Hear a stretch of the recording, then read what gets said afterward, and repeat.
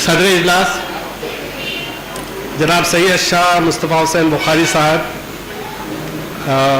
امجد بھائی صاحب، صلاح الدین صاحب اور رحمت اللہ صاحب، اور آپ ہمارے اعظم صاحب عبد القادر صاحب، بہت دنوں کے بعد آپ کو سننے کا موقع ملا، فاضل مقالہ نگاران اور سامعین کرام، سب سے پہلے تو میں اس بات کا اعتراف کروں کہ اس جلسے میں شرکت کرتے ہوئے مجھے بے انتہا مسرت ہوئی، کیونکہ اس بہانے سے میں نے اپنے کچھ تعلیمی تجربات اور جو میرے خیالات افکار تھے ان سب کو میں نے یکجا کیا تاکہ میں اپنی برادری کے سامنے پیش کر سکوں، اس اردو معاشرے کے سامنے پیش کر سکوں، اور میں آپ کا رد عمل دیکھ سکوں یا آپ کی رائے جان سکوں یا میں خود سمجھ سکوں کہ میں خود کہاں کھڑا ہوا ہوں اور اس سلسلے میں مزید مجھے کیا کرنا چاہیے۔ تو ایک موقع مجھے اس طرح ملا اور میں اس موقع کی عنایت کرنے کے لیے میں انجمن ترقی اردو کی شاخ کرپا کے جتنے عہدیداران ہیں، جتنے اراکین ہیں، ان سب کی خدمت میں ہدیہ تبریک پیش کرتے ہوئے کہ انہوں نے نہایت ہی عمدہ اور معقول موضوع پر سیمینار کا انعقاد کیا جو وقت کی بہت ہی اہم ضرورت ہے۔ اس کے لیے میں مبارکباد پیش کرتا ہوں اور ہدیہ شکر بھی پیش کرتا ہوں کہ مجھ ناچیز کو جو ہے اس سیمینار کے کلیدی خطبے کے لیے انتخاب فرمایا، جس کے لیے میں شکر گزار ہوں آپ سب کا۔ قبل ازیں کہ میں اپنے موضوع کی طرف چلوں، ایک دو تین مبارکبادیاں دینا ضروری سمجھتا ہوں۔ سب سے پہلے مبارکبادی میں اہل کڑپا کو دوں گا کہ ان کے اس شہر سے ستار طاہر صاحب جیسا ایک جیالہ شخص ابھرا ہے، اور جو ابھی ہماری یونیورسٹی کرنول کی عبدالحق یونیورسٹی کے پہلے رجسٹرار کے طور پر نامزد ہوئے ہیں۔ میں مبارکباد پیش کرتا ہوں تمام اہل کڑپا کو اور یہ دعا کرتا ہوں کہ اور مزید ستار اسی سرزمین سے ابھرے، آمین ثم آمین۔ میں عرض کر دوں کہ میرا اپنا خیال ہے کہ ستار صاحب کو جو بھی اس وقت جو نعمت غیر مترقبہ حاصل ہوئی ہے وہ غیر مترقبہ اس لیے نہیں ہے کیونکہ ان کو جو کچھ حاصل ہوا ہے، میرا اپنا خیال ہے کہ یہ ان کی محنت تھی، یہ ان کی محبت تھی، یہ ان کی سچائی تھی، یہ ان کی اچھائی تھی، اور ان کا دوسرے اپنے رفقائے کے سکار کے ساتھ کام کرنے کا ایک جو جذبہ ہے، اور جیسا عام طور پر میں اور ستار کہتے رہتے ہیں کہ بھائی ہم صدارت جتنی اچھی کرتے ہیں ہم کرسیاں بھی اتنی اچھی اٹھا سکتے ہیں۔ یہ ہمارا بہت ہی مشہور جملہ ہے ہمارے کیمپس میں کہ ہم صدارت بھی اتنی اچھی کر سکتے ہیں اور جب کرسیاں اٹھانے کو بولیں گے تو ہم سے بہتر کرسیاں اٹھانے والا کوئی نہیں ہے، لہٰذا اس محنت کا صلہ انہیں ملا ہے اور ہم سب دعا کریں کہ مزید ان کی ترقی ہو۔ مبارکبادی میں جناب راج فنکشن صاحب کے جو بھی تھے، انہوں نے جو 10,000 روپے کا عطیہ عنایت فرما، ان کی خدمت میں بھی مبارکباد پیش کرنا چاہوں گا۔ ایک اور مبارکباد دے دوں تو آگے بڑھوں کہ مجھ سے پیشرو جتنے بھی مقررین یہاں تھے ان تمام کی تقریروں میں ایک مشترک پہلو یہ تھا کہ ان لوگوں نے بہت ہی صاف، بہت ہی شستہ اردو میں انہوں نے اپنے خطبات مرحمت فرمائے۔ یہ خود اس بات کا تیقن دیتی ہے کہ اردو کڑپے میں اس وقت کس انداز سے کس بڑے لہج پر زندہ ہے، کیونکہ اسٹیج پر اتنی اچھی اردو بولی جا رہی ہے تو ماشاءاللہ اس کا مستقبل اور بہت روشن ہے۔ میں آپ سب کو مبارکباد پیش کروں گا، خاص طور پہ رحمت اللہ صاحب کا مجھے اعتراف کرنے دیجیے، میں نے کبھی ان کو سنا نہیں تھا لیکن آج سنا تو حیرت ہوئی کہ تو ایک اردو پروفیسر کی طرح بول رہے تھے۔ میری طرف سے بہت بہت مبارکباد آپ کو۔ یہ بڑا سنجیدہ قسم کا ہے لیکن کچھ باتیں مجھے اردو معاشرے کے سامنے رکھنی ہی ہیں، لہٰذا جو کچھ میرے ذہن میں ہے وہ آپ لوگوں کی خدمت میں عرض کر رہا ہوں۔ سب سے پہلی بات تو یہ ہے کہ یہ جو سیمینار ہے اس کا جو عنوان ہے وہ عنوان یہ ہے کہ آندھرا پردیش میں اردو کی تعلیمی صورتحال، یہ ہے۔ تو اگر غور کر کے دیکھیں گے تو اس کے دو کلیدی حصے بنتے ہیں اور دو ذیلی عنوانات قائم ہو سکتے ہیں۔ ایک ہے اس کا عنوان آندھرا پردیش، یعنی ہم صرف آندھرا پردیش پہ بات کریں گے، दूसरा जो इसका हिस्सा है उर्दू की तालीमी सूरत हाल, ये इसका दो कलीदी हिस्से हैं इसके। मुझे जब ये मैंने सोचा तो मुझे दो चार सवालात मेरे जहन में उभरे, वो आप लोगों की खिदमत में पेश करना चाहता हूँ।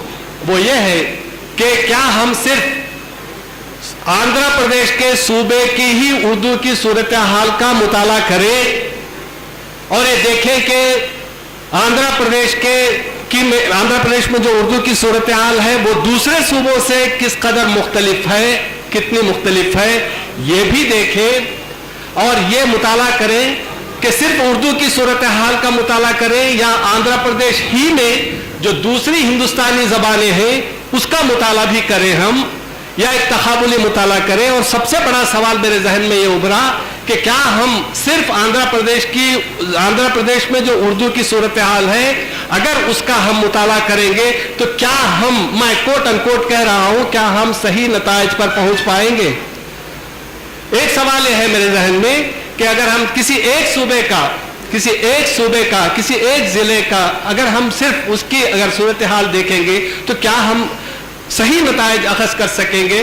तो ये मेरे जहन में पहला सवाल उभरा और मैंने इस सिलसिले में बहुत गौर व फिक्र किया तो मुझे अंदाज़ा हुआ कि ये शायद ठीक नहीं है। ये हो सकता है कि हम ये देखें कि दूसरे सूबों में उर्दू की सूरत हाल क्या है और हम ये देखें कि दूसरी ज़बानों की सूरत हाल क्या है।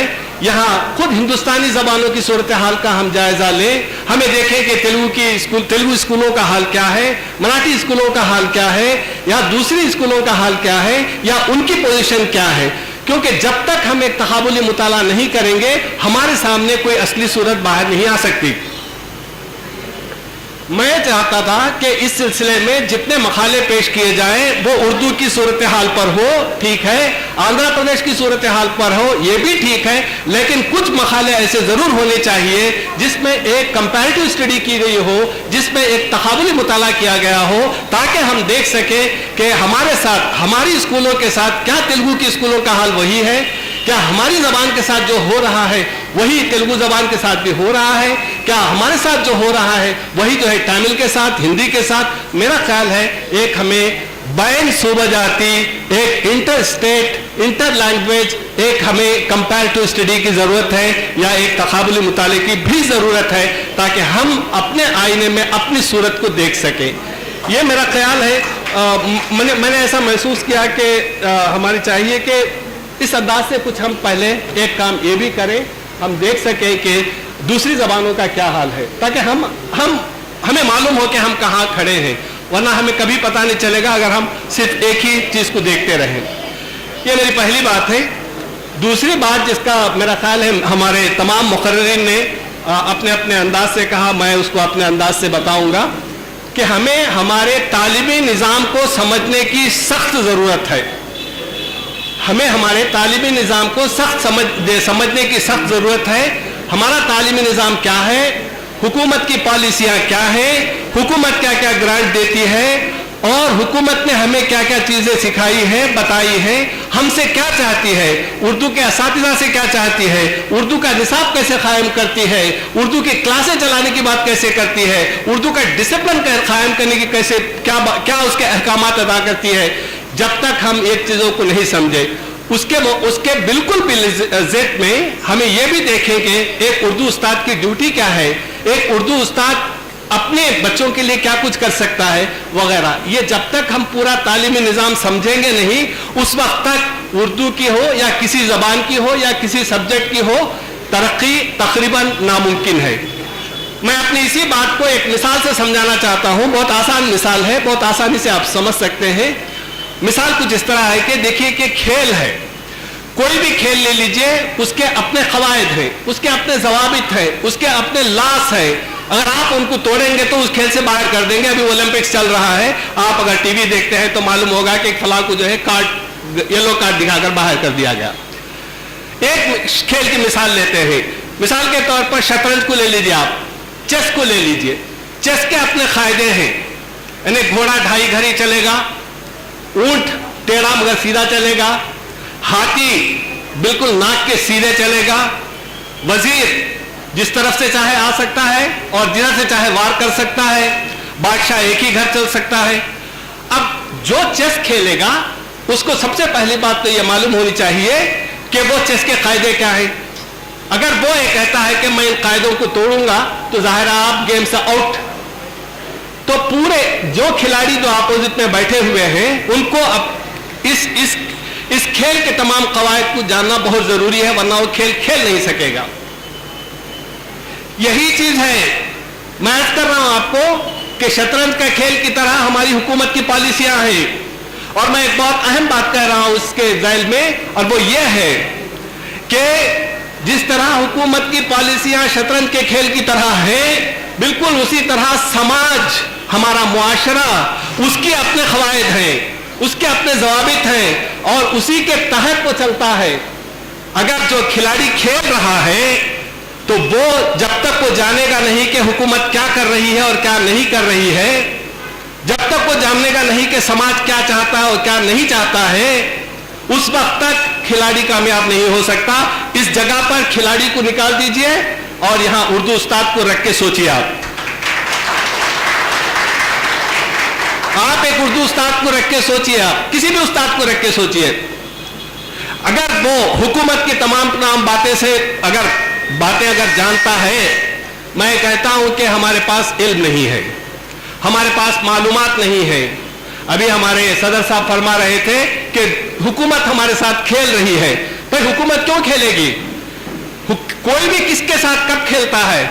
उस वक्त खेलता है जब हमारे पास नॉलेज नहीं होती है, जब हमारे पास मालूमात नहीं होते हैं।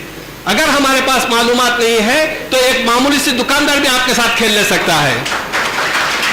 आप अगर एक चीज खरीदने जाते हैं, आप अगर उस चीज के बारे में कुछ जानते नहीं हैं तो 2 मिनट में आपको कर देगा। लेकिन एक महोला भी मशहूर है कि सबसे बेहतरीन सेल्समैन वो है जो अपने ग्राहक को वो चीज बेच दे जो वो नहीं चाहता था।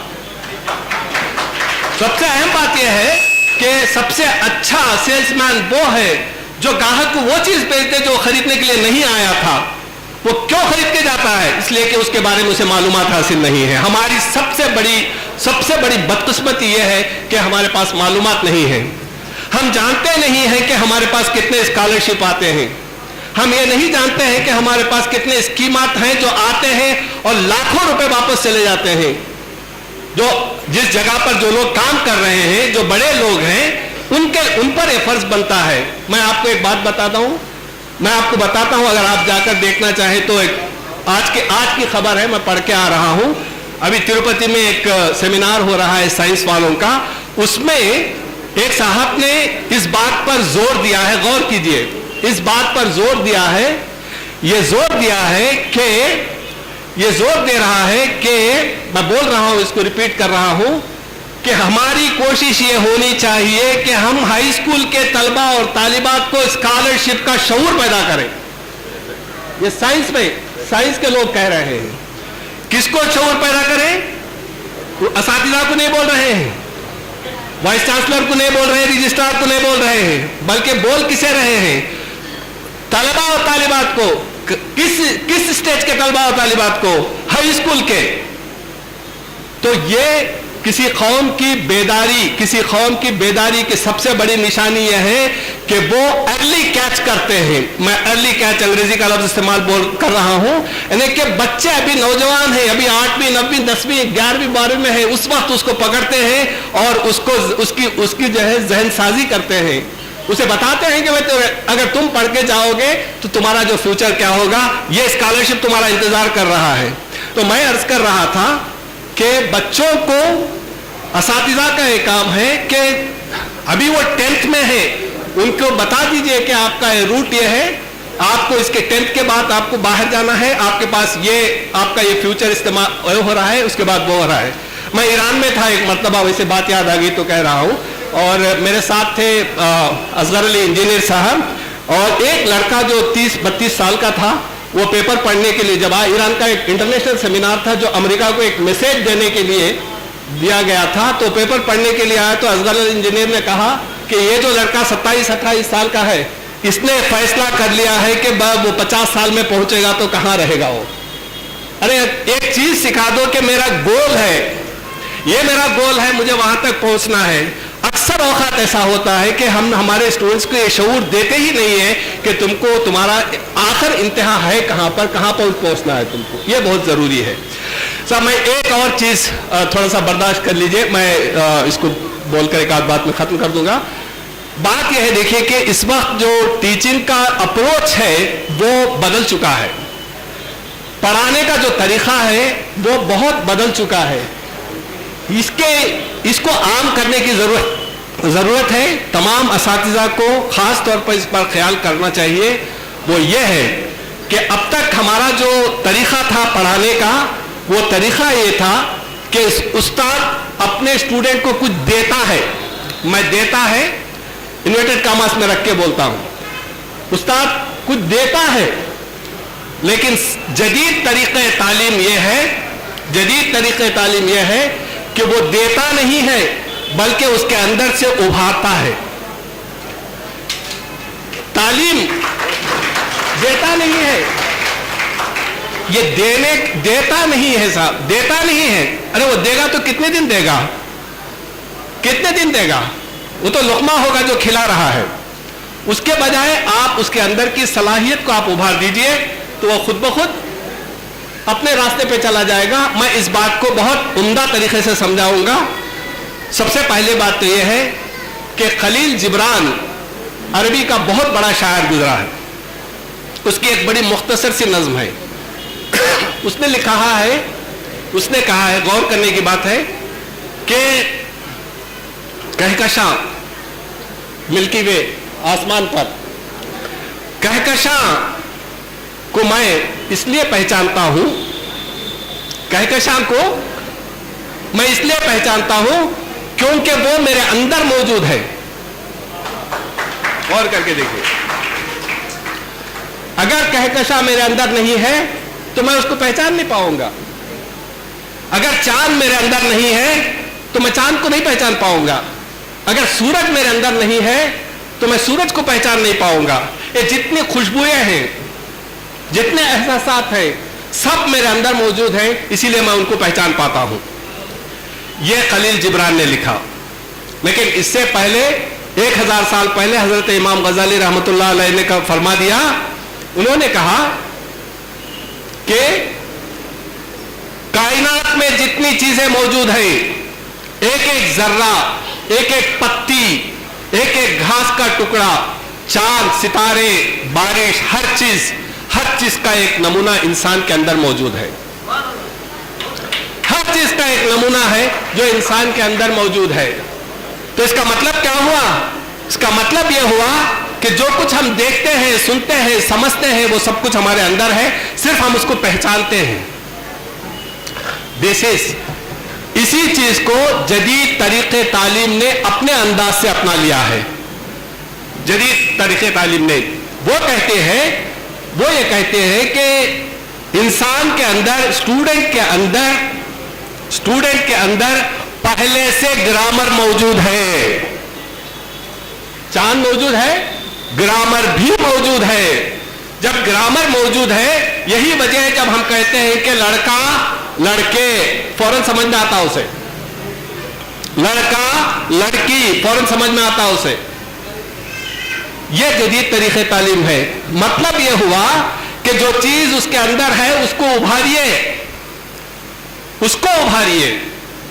अगर आप उसको उभार नहीं पा रहे हैं तो इसका मतलब है कि आप बहुत ही रिवायती किस्म के टीचर हैं। आप उसको उभारने की कोशिश करनी चाहिए। मैं आपको एक बात बताता हूं। यहाँ पे मुझे मेरे बचपन के कई वाकयात याद आते हैं कि हमारे टीचरों ने हमारे साथ कैसे सिखाया था इन चीज़ों को। मुझे कदरी में मैंने तालीम हासिल की। हमारे पास एक उस्ताद हुआ करते थे, गौसपी साहब, 4वीं 5वीं जमात पढ़ाते थे। उनका तरीक़ा था कि प्रैक्टिकल तरीके से पढ़ाया करते थे। उस ज़माने में 50 साल पहले एक ग्लोब लाते, एक मोमबत्ती जलाते और कहते कि देखो ये दिन है, ये उजाला है। अब तक जहन में बैठा हुआ है। एक मरतबा थैली में तरकारियां भरकर लाए और कहा 5 मिनट देखो और जाके देखो कितने तरकारियां हैं उसके अंदर। सबसे बड़ी बात उन्होंने वो की थी कि अपने जो स्कूल का दायरा था, उस स्कूल में 2x2, 4x4, 4x4 की खेत बनाए थे और हर स्टूडेंट को एक खेत दे दिया था। اور ہر اسٹوڈنٹ کو کہا گیا تھا کہ تم اپنی فصل اس میں اندر اگاؤ، جو خرچ آئے گا میں کروں گا. لہذا میرا بھی ایک کھیت تھا اور میں اس کھیت میں نے بھی کچھ فصل اگائی تھی، اور جب اس کھیت کے پاس کھڑا ہوتا تھا تو مجھے وہ خوشی حاصل ہوتی ہے جب جو آج بھی مجھے ہیڈ آف دی ڈپارٹمنٹ بن کر حاصل نہیں ہوتی. کس طرح جو ہے ہمارے پاس جو ہے ایک ہوتا. میرا دیکھیے کہنا میں یہ چاہتا ہوں کہ آپ کا جو اپروچ ہے جو بدلنا چاہیے وہ انتہا درجے کا تخلیقی یا کریٹو ہونا چاہیے. میں اس کی ایک کلاسیکل مثال آپ کو دیتا ہوں. جب حجر اسود زمین پر گر پڑا، جب قریش میں جب دوسرے قبیلے والوں میں بہت تکرار ہوئی کہ کون اٹھائے گا، تو کتنے کریٹیولی رسول پاک صلی اللہ علیہ وسلم آتے ہیں، اس معاملے کو حل کرتے ہیں. ایک چادر بچھا دیا، پتھر اس میں رکھا اور سب لوگ اٹھا لو اس میں. دس از کریٹیوٹی. تو یہ ہمیں یہ چاہیے کہ ہم اسٹوڈنٹ سے بات کریں، بھائی اسٹوڈنٹ کو خطاب کریں. آج جو ہے ڈسکشن میتھڈ سب سے بیسٹ ٹیچنگ میتھڈ ہے. آپ کلاسوں میں جائیے، ان کو پڑھائیے نہیں، ان کو کچھ دیجیے نہیں، ان کے اندر سے اس کو ابھاریے. آپ سوالات کیجیے. میں کلاس کو جاتا ہوں، اس طرح کے پیپرز لے کے جاتا ہوں، یہ میری عادت ہے، اور میں جاتا ہوں اور ڈسکس کرتا ہوں بچوں کے ساتھ. تو بچے جو اسٹوڈنٹس جواب دیتے ہیں، میرے اسٹوڈنٹس جانتے ہیں کئی بار ایسا ہوتا ہے کہ جو نکات میرے ذہن میں نہیں آئے بچے بول دیتے ہیں، اور میں اسے یہاں نوٹ کر کے رکھ لیتا ہوں، ان کے سامنے نوٹ کرتا ہوں. میں کہتا ہوں کہ نیکسٹ ایئر میں اس کو استعمال کروں گا. تو مطلب کیا ہوا کہ آج کا اسٹوڈنٹ، یہ مان کے چلیے تمام اساتذہ سے میں گزارش کرتا ہوں کہ آج کا اسٹوڈنٹ ہم سے زیادہ ذہین ہے، آج کا اسٹوڈنٹ ہم سے زیادہ ایکسپوزڈ ہے. ہم وہ نہیں جانتے تھے اس عمر میں جو کہ آج کا بچہ جانتا ہے. تو ہمیں کیا چاہیے؟ یہ مان کے جائیے. اگر یہ مان کے جائیں گے کہ بھئی آج کا اسٹوڈنٹ کن ذہن ہے، کچھ ہے، تو آپ کچھ نہیں کر پائیں گے. ایک بات جو مجھے آپ لوگوں کی خدمت میں پیش کرنی تھی وہ یہ ہے، میں دیکھیے ایک بات یہ بھی عرض کر دوں کہ ہو سکتا ہے صاحب آپ یونیورسٹی کے ٹیچر ہیں لہٰذا ایسی بڑی بڑی باتیں کر سکتے ہیں، ایسا ہو سکتا ہے. ہمارے اسکولوں میں یہ سب کہاں ہوگا. میں عرض کر دیتا ہوں کہ مجھے اس بات کا فخر حاصل ہے کہ میں جہاں ریسرچ میتھڈالوجی پڑھاتا ہوں وہاں میں الفبے بھی پڑھاتا ہوں. میرے ساتھ ڈاکٹر نشاد بھی الفبے پڑھاتے ہیں سینٹرل یونیورسٹی میں. ابھی لوگ بات کو جو ہے اردو کو مسلمانوں کی زبان، فلاں کی زبان کہہ رہے تھے. میں عرض کر دوں آپ کو کہ میرے پاس اس وقت 50 اسٹوڈنٹ موجود ہے، صرف میرے پاس 50 اسٹوڈنٹ موجود ہے جس میں کوئی مسلمان نہیں ہے اور اردو پڑھ رہے ہیں. آپ سوچ کر دیکھیے کہ آپ بی اے کے اسٹوڈنٹس کو آپ اردو پڑھا رہے ہیں، 50 کے بیٹھے ہوئے ہیں، کیسے پڑھائیں گے جب تک کہ آپ کریٹیوٹی سے پڑھا نہیں پائیں گے. ضروری ہوتا ہے. تو میرا یہ عرض کرنا ہے کہ بھائی ہماری جو عزت ہے، اردو کی عزت ہو یا کسی اور کی عزت ہو، وہ میں بہت ایک جملے میں کہوں گا کہ استاد کے ہاتھ میں موجود ہے. اگر استاد یہ سمجھ لے کہ مجھے اپنے بچوں کو دینا ہے بہت کچھ، یعنی میں اپنے بچوں کے اندر کی چیزوں کو ابھارنا ہے بہت کچھ، تو وہ بہت کچھ کر سکتا ہے. ایسے کئی اساتذہ ہمارے پاس گزرے ہیں جنہوں نے ہمارے اندر کی صلاحیتوں کو ابھارا ہے. ایک باتیں عرض کر دوں میں کہ کسی بھی چیز کی کامیابی کے لیے ایک سسٹم کی ضرورت ہوتی ہے. ہمیں ایک نظام بنانا چاہیے. ہمیں چاہیے کہ ہم ایک منصوبہ بند طریقے سے کام کریں. یعنی 5 سال کے بعد ہم کو یہ حاصل ہونا ہے، 10 سال کے بعد ہمیں یہ حاصل ہونا ہے، 20 سال کے بعد ہمیں حاصل ہونا چاہیے. ایک چیز ہو. اور دوسری چیز یہ ہے کہ ہمیں ٹیم ورک کو بھولنا نہیں چاہیے. یہ ایک آدمی کا کام کبھی نہیں ہو سکتا جب تک کہ بہت سارے لوگ مل کر اس میں کام نہیں کریں گے، نہیں ہو سکتا ہے. میں اس سلسلے میں ضرور عرض کروں گا کہ جب ہمارے پاس آندھرا پردیش کی اردو اکیڈمی آ جائے گی اور اس کا جو ڈائریکٹر بنے گا، ہم اس سے گزارش کریں کہ ایسے تربیتی پروگرام کریں جس سے ہم اپنے اساتذہ کی تربیت کر سکتے ہوں اور وہ اپنے اسٹوڈنٹس کی تربیت کر سکیں. اس سلسلے کی آخری بات میں عرض کر دوں کہ کسی بھی زبان کی ترقی نہیں ہو سکتی جب تک کہ ہم دوسری زبانوں کے ساتھ مل جل کر کام نہ کریں. میں یہ کہتا ہوں ہمیشہ سے کہ کسی بھی اسٹوڈنٹ کی ترقی، کسی بھی ٹیچر کی ترقی، کسی بھی طالب علم کی ترقی اس وقت تک نہیں ہو سکتی جب تک کہ وہ کم سے کم 3 زبانوں پر قدرت حاصل نہیں کرتا. ایک اس کی اپنی زبان ہو، مادری زبان، ایک اس کے علاقے کی زبان ہو جس علاقے میں وہ رہتا ہو، اور ایک کوئی یورپی لینگویج ہو، प्रेफरेबली इंग्लिश। अगर ये 3 जबानों पर वो कुदरत रखता है तो वो तरक्की कर सकता है, और अगर इन 3 जबानों में से किसी एक को भी छोड़ता है तो समझ लीजिए कि उसकी तरक्की महदूश है। मैं एक बात आखिरी अर्ज कर दूं यहाँ पे कि हमारे जितने बुजुर्गों को ले लीजिए आप, गालिब को ले लीजिए आप, हाली को ले लीजिए आप, इकबाल को ले लीजिए आप, कोई ऐसा नाम नहीं है जिसको आप ले सकते हो। अबुल कलाम आजाद को ले लीजिए, जिसको लेते हैं ले लीजिए, उन सब की खासियत काबिलियत ये थी, उन सब में मुश्तरक पहलू ये था, उन सब में कॉमन फैक्टर ये था कि वो कम से कम 3 जबानें जानते थे, कम से कम 3 जबानें जानते थे। अरबी जानते थे, फारसी जानते थे, उर्दू जानते थे, और कुछ लोग ऐसे भी थे जो मुकामी जबान भी जानते थे। यही वजह है कि उन लोगों ने बहुत ज्यादा तरक्की की थी। तो मैं दोस्तों, मैं आखिर में एक बात से अर्ज करना चाहूँगा कि अभी मैंने खबर पढ़ी कि दुबई में एक हादसा हुआ, फ्लाइट का हादसा हुआ, जिसमें खैर कुछ लोग बच गए। जो लोग बचे थे उनमें एक साहब थे जिनका नाम बशीर अहमद था, वो बच गए जिंदा, और बहुत खुश थे कि अल्लाह ने उनको बचा लिया। लेकिन जब घर पहुंचे तो 6 दिन के बाद उनको मालूम हुआ कि उनको $1 मिलियन की लॉटरी लगी है। दो खुशनसीबियां, दो खुशनसीबियां, फ्लाइट से जिंदा बच गए, घर पहुंचे तो $1 मिलियन की लॉटरी, जो केरल के रहने वाले हैं। अब आप बताइए कि उसकी खुशी का क्या आलम होगा। लेकिन मैं आपको एक बात इसको बोलकर बोलना चाहता हूं कि किस्मत से जो खुशियां मिलती हैं उनकी अपनी जगह, लेकिन जो चीज़ मेहनत से खुशी मिलती है उसकी जगह अलग ही है, उसका रुतबा अलग ही है। हम लोगों को चाहिए कि हम कुछ मेहनत करें और अपनी कौम को आगे बढ़ाने की कोशिश करें। स्टूडेंट्स में ख़ास तौर पर उनके ख्यालात को, उनके सलाहियतों को उभारने की कोशिश करें। बेहद शुक्रिया आप लोगों का।